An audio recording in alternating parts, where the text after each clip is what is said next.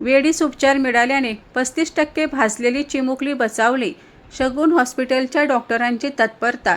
बोईसरच्या नांदगाव येथे राहणारी आराध्या मोरे वय 9 वर्ष ही चिमुकली बाथरूममध्ये गेली असता पाय घसरून गरम पाणी असलेल्या बादलीवर आदळली.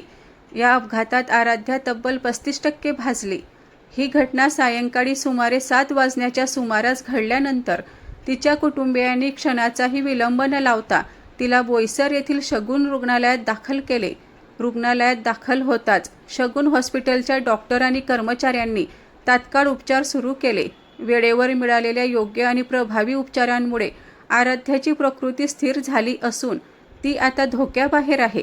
डॉक्टरांनी अत्यंत काळजीपूर्वक आणि तज्ज्ञ पद्धतीने उपचार केल्यामुळे मोठा अनर्थ टळला.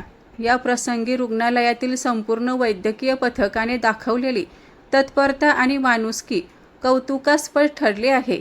आराध्याच्या पालकांनी शगुन हॉस्पिटलच्या डॉक्टरांचे व कर्मचाऱ्यांचे मनापासून आभार मानले असून वेळेवर आणि योग्य उपचार मिळाल्यामुळे आपल्या मुलीचा जीव वाचवल्याची भावना त्यांनी व्यक्त केली आहे. एका छोट्याशा निष्काळजी क्षणामुळे घडलेला अपघात, पण डॉक्टरांच्या तत्परतेमुळे एका चिमुकलीचे प्राण वाचले, हीच खरी माणुसकी.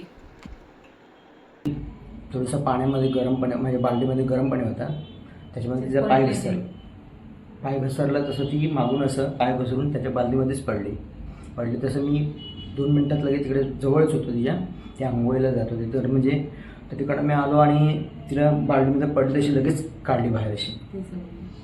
तर तसं मग लगेच तिला पटकन आत घेतलं असं टावेल वगैरे असं लावून, आणि नंतर मग पटकन आम्ही कॉल केलेला समीर दादाला आणि लगेच मग त्यांच्या ॲम्ब्युलन्समध्ये टाकले आणि घेऊन आलो लगेच दवाखान्यात. कुठे घेऊन आले?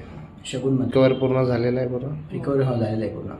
तुम्हाला कसं वाटतं शगुन हॉस्पिटलला कशा प्रकारे तुम्हाला सहकार्य केलं? सगळं सरकार म्हणजे सोयीस्कर सगळ्यांनी चांगलं केलं. डॉक्टरांनी पण चांगलं केलं, सिस्टरने पण सगळं चांगलं केलं, आणि बाकी मावशी लोक पण सगळे साफसफाईमध्ये व्यवस्थित आहेत सर्व. सिस्टर लोक पण वेळच्या वेळी येतात सगळे आणि उपचार करतात. सगळं डॉक्टर पण उपचार करतात, वेळच्या वेळी येतात.